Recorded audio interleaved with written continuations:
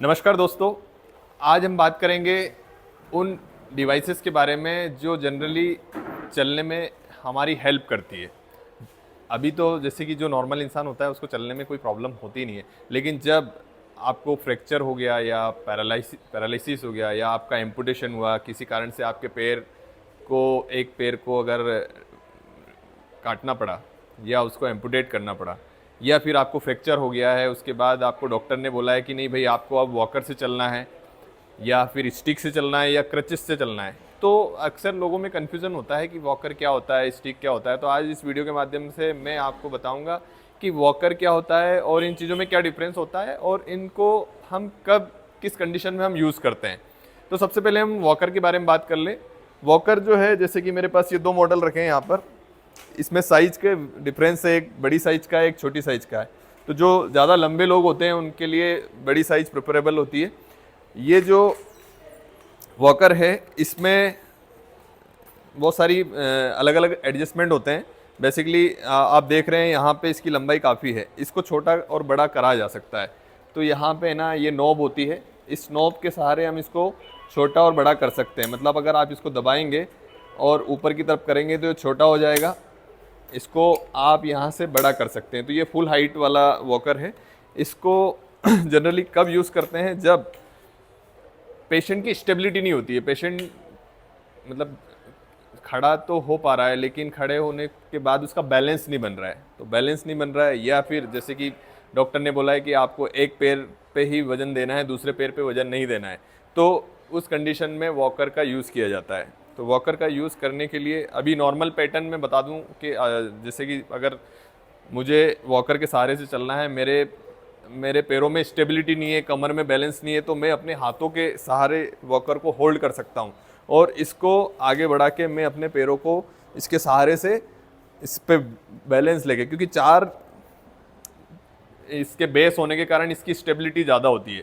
तो स्टेबिलिटी ज़्यादा होती है तो गिरने का डर ना के बराबर होता है। तो इसको चलने का सही तरीका इसका मैं बता दूं आपको जब भी अगर डॉक्टर बोलते हैं वॉकर के सहारे चलना है और अगर आपकी स्टेबिलिटी कम है, तो आप वॉकर को दोनों ये ग्रिप बार बने होते हैं, इन ग्रिप बार से आपको पकड़ना है और आपको सेंटर में खड़े होना है। कुछ लोग ऐसे या इसको पास से खड़ा कर लेते हैं, तो पास से जब खड़ा करते हैं, पास से खड़े होते हैं तो उसमें स्टेबिलिटी नहीं होती है। आपको सेंटर में खड़ा होना है और जब भी आपको बढ़ाना होता है, पैर बढ़ाना होता है या आपको चलना होता है, तो पहले वॉकर को बढ़ाएंगे, फिर लेफ्ट पैर या राइट पैर आप आगे रख सकते हैं, दोनों हाथ पे वजन लेंगे और आगे की तरफ बढ़ जाएंगे, है ना। ये जनरली वॉकर से चलने का सही तरीका है, ठीक है। अब इसमें कुछ लोग ऐसा भी करते हैं कि भाई वॉकर को उठा लिया, बहुत आगे रख लिया। बहुत आगे रखने से क्या है, आपकी स्टेबिलिटी गड़बड़ हो सकती है। और तो वॉकर का सही तरीका जो मैं आपको बता रहा था कि चलने का जो सही तरीका है वो है कि आपको दोनों ग्रिप बार को पकड़ना है, इसको आगे नहीं पकड़ना है ना पीछे पकड़ना है। कुछ लोग यहाँ पे पकड़ के चलने लगते हैं, तो इससे क्या है, गिरने की संभावनाएं बढ़ जाती है। तो आपको बीच सेंटर में जो ग्रिप बार बने हुए हैं उसको पकड़ के ही चलना है। आप सेंटर में खड़े होंगे, पहले वॉकर को आगे बढ़ाएंगे, बहुत आगे नहीं रखेंगे, बहुत आगे रखने से भी गिरने की संभावना होती है। तो आपको वॉकर को थोड़ा आगे बढ़ाना है और उसके बाद फिर अपने पैरों के सहारे से आपको चलना है। जब आप चलते हैं तो हाथों की ग्रिप के सहारे आप पैर बढ़ाते हैं, क्योंकि वॉकर का तभी यूज़ होता है जब पैर की स्ट्रेंथ कम हो या कमर की स्ट्रेंथ कम हो, तो हमारे हाथों की स्ट्रेंथ से हम वॉक कर सकते हैं। या फिर डॉक्टर ने आपको बोला है कि भाई एक पैर पे आपको बिल्कुल वजन नहीं डालना है, तो आप इसमें भी क्या करेंगे, एक पैर को आप उठा के रखेंगे ऐसे, है ना, आप पीछे की तरफ इसको हैंग करके रखेंगे। अब वॉकर को पहले आगे बढ़ाया, बहुत आगे नहीं बढ़ाना है, बहुत थोड़ी डिस्टेंस पे बढ़ा के दोनों हाथ पे वजन लेके आपको ऐसे लिम करके, जिसको हम बोलते हैं लंगड़ी करके चलना है। तो ये इसके लिए काफ़ी अच्छा डिवाइस है, ताकि आप स्टेबिलिटी आपकी बनी रहे, आप गिरने की संभावनाएं कम से कम हो जाए। तो हाँ, एक चीज़ और, आजकल जो वॉकर आ रहे हैं वो फोल्डेबल भी होते हैं। यहाँ से ये बटन होती है, इस बटन को आप दबा के इसको फोल्ड करके इजीली अपने साथ कहीं पे भी ले जा सकते हैं। इसमें थोड़ा सा टेक्निकल मिस्टेक हो रही है, बहुत दिनों से हमने बंद नहीं किया है। हाँ, इसमें यहाँ पे इसकी स्टेबिलिटी के लिए ये पिन होती हैं, इस पिन से क्या स्टेबल हो जाता है वॉकर।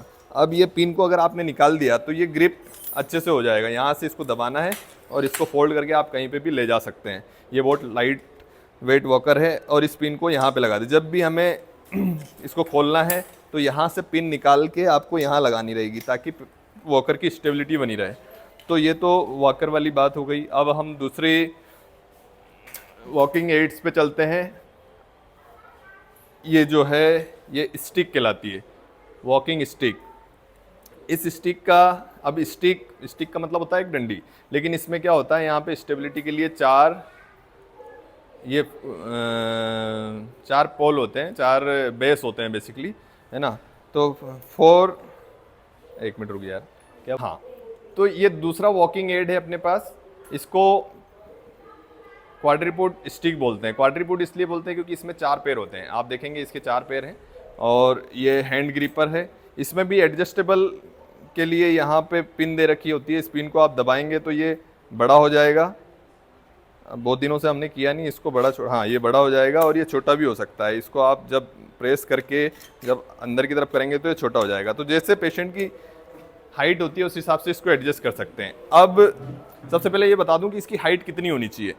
जैसे कि ये मेरे हिसाब से अभी ये छोटी हो गई। अगर मैं इस स्टिक को मुझे यूज़ करना है तो मैं क्या करूँगा, अपनी कमर तक इसकी हाइट रखूँगा।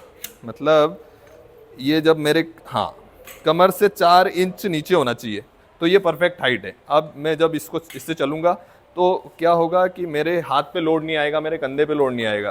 तो जैसे कि आप समझ लीजिए कि आपकी हाइट से, जैसे ये आपकी वेस्ट है, वेस्ट से 4 इंच नीचे इसका ये होनी चाहिए, इसकी हाइट होनी चाहिए। अगर ये ज़्यादा नीचे है तो भी आपको दिक्कत आएगी, ज़्यादा ऊपर है तो भी आपके कंधे पे और हाथ पे लोड आएगा। तो इस पे चलने के लिए क्या करना रहता है। अब ये किसके लिए प्रेफरेबल है, ये जैसे कि जिनके घुटने में दर्द है ना, या जिनकी स्टेबिलिटी थोड़ी बढ़ गई है। वॉकर से हम स्टार्टिंग फेज पे चलाते हैं, लेकिन अगर जब पेशेंट की स्टेबिलिटी, मतलब उसका पावर थोड़ा बढ़ जाता है पैरों का, तो फिर हम स्टिक पे उसको लेके आते हैं, और स्टिक से फिर धीरे धीरे उसको वीन आउट करते हैं, मतलब नॉर्मल वॉकिंग करवाते हैं। तो अब इस पे चलने के लिए क्या होता है, हमें सबसे पहले तो इसको अपने पैरेलल रखना है। फिर जैसे कि मेरे को राइट पैर में दर्द है, तो मैंने इसको कहाँ पकड़ा, लेफ्ट साइड में। और अगर मेरे को लेफ्ट साइड में दर्द है तो मैं इसको राइट साइड में पकड़ूंगा। उसका रीज़न क्या होता है, जैसे कि अगर मान लो मेरे को राइट पैर में दर्द है और मैं राइट साइड ही पकड़ूंगा तो मैं चलूंगा तो इसमें लिंपिंग आएगी। लेकिन स्टिक का काम होता है, जैसे कि 2 पैर आपके ऑलरेडी है, ये तीसरा पैर है आपका, मतलब जो वेट डिस्ट्रीब्यूशन होगा वो 3 जगह पे होगा। तो जैसे कि मुझे राइट में दर्द है तो मैं लेफ्ट में इसको पकड़ लिया मैंने, फिर मैंने राइट बढ़ाया, ठीक है ना, हाथ पे वजन लिया और फिर लेफ्ट बढ़ाया। तो इससे क्या होगा, मेरे पैर पे वजन कम आएगा और मैं अच्छे से चल पाऊंगा, है ना, मेरी स्टेबिलिटी अच्छी रहेगी। ये मैंने लिया क्योंकि ये वेट 3 भागों में बढ़ गया, एक इस पैर पे, एक इस पैर पे और एक स्टिक पे। तो ये चलने में मेरे को ईजी लग रहा है। अब इसको भी बहुत दूर आपको नहीं रखना है, ऐसे नहीं रखना है, आप इसके पैरेलल चलेंगे, मतलब ताकि इस पैर को स्पेस भी मिल जाए, आपकी वॉकिंग इस तरह से रहेगी। तो ये जो है ये इसमें ट्राईपोड भी आता है जिसमें 3 पैर होते हैं। ये अपना क्वाड्रीपोड है, उसी के साथ साथ सिंगल स्टिक। अब सिंगल स्टिक का काम कब होता है, जैसे कि ये अगर हम बात करें तो नॉर्मली बुजुर्ग लोग इस टाइप की स्टिक का यूज़ करते हैं, क्योंकि उनको सिर्फ एक सहारा चाहिए रहता है। सहारा मतलब उनको ऐसा कोई वीकनेस नहीं है, लेकिन उनको लगता है कि कुछ ना कुछ अपने पास होना चाहिए ताकि कहीं अनइक्वल सरफेस हो तो उसमें हम इजीली चलें। तो ये इसमें यहाँ पे सिर्फ एक सिंगल सपोर्ट है, उससे आप, बुजुर्ग लोग इसको जनरली यूज़ करते हैं, कुछ लोग सिर्फ हाथ में लेके चलते हैं ताकि उनको जहाँ सहारे की ज़रूरत हो वहाँ वो ले ले। अभी हम बात करेंगे एक्सिलरी क्रच के बारे में। ये जो आपने देखा होगा बहुत सारी मूवियों में, इस टाइप के 2 सपोर्ट को लेके बहुत सारे लोग चलते हैं, इसको एक्सिलरी क्रच बोलते हैं। एक्सिलरी क्रच का काम क्या होता है, बेसिकली इसमें सपोर्ट ज़्यादा होता है। आप अपने एक्सिला का यूज़ करके, अंडर आर्म का यूज़ करके, दोनों हाथ का सपोर्ट लेके आप इजीली चल सकते हो।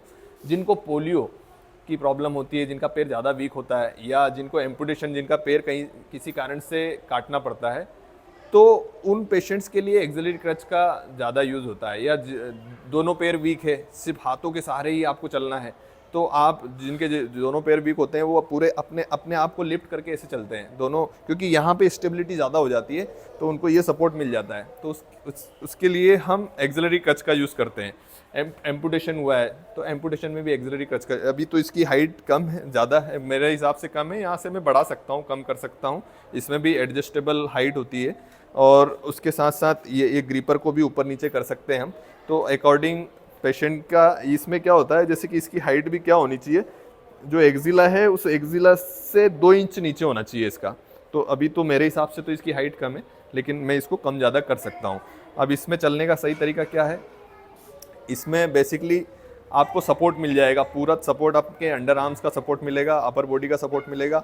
अगर आपको आपका एम्पुटेशन है, अब एम्पुटेशन वाले पैर, एम्पुटेशन या तो यहाँ से होता है या यहाँ से होता है, तो उसके लिए चलना ईजी हो जाता है क्योंकि वो अपने हाथों के सहारे इसको लेके चल सकता है। अच्छा, यही चीज़ वॉकर से भी हम कर रहे थे, लेकिन वॉकर से ज़्यादा स्टेबिलिटी होती है एम्पुटेशन वालों को लिए इस एक्सिलरी क्रच की, तो इसको एक्सिलरी क्रच बोला जाता है। तो अब एक और चौथा जो वॉकिंग एड है उसको बोलते हैं हम एल्बो स्टिक। तो एल्बो स्टिक इसलिए बोला जाता है क्योंकि इसमें एल्बो का सहारा लिया जाता है। एल्बो का ये भी जो हम अभी हमने जो बात करी क्वाड्रीपुट स्टिक के बारे में, अभी एल्बो स्टिक कब यूज़ करते हैं, जब हमें जैसे कि ऐसी इंजरी हो गई है जिसके कारण हमारा लिम्ब लेंथ कम ज़्यादा हो गया है, उस कंडीशन में हम एल्बो क्रच का यूज़ करेंगे। या फिर जैसे कि क्या हो रहा है, जो नी है वो ना तो स्ट्रेट हो रहा है ना बेंड हो रहा है, मतलब एक सेमी फ्लेक्स पोजीशन में है, तो जब इसका यूज़ करना होता है तो उसमें भी वही कॉन्सेप्ट रहेगा, राइट और लेफ्ट। अगर लेफ्ट में अगर आपको प्रॉब्लम है तो ये राइट साइड आप पकड़ेंगे, और अब जब चलेंगे तो इस पे पूरा सहारा लेके चलेंगे, इस पे पार्शियल वेट मतलब कम से कम वेट रहेगा, तो उस कंडीशन में हम एल्बो स्टिक का यूज़ करते हैं। तो दोस्तों, इस वीडियो से आपके कॉन्सेप्ट क्लियर हो गए होंगे कि क्या वॉकर होता है, क्या क्वाड्रीपुट स्टिक होती है, क्या सिंगल स्टिक होती है, और क्या एक्सिलरी क्रच होते हैं, और कब कब उनका यूज़ किया जाता है। तो अगर आपको ऐसी कोई समस्या है जहां आपको डॉक्टर एडवाइस करता है, तो आपको इस वीडियो के माध्यम से आपको ये आसानी हो जाएगी समझने में कि आपको कब किस चीज़ को यूज़ करना है और कैसे यूज़ करना है। हमारा वीडियो अगर आपको पसंद आया तो इसको लाइक करिए और चैनल को सब्सक्राइब करिए। Thank you.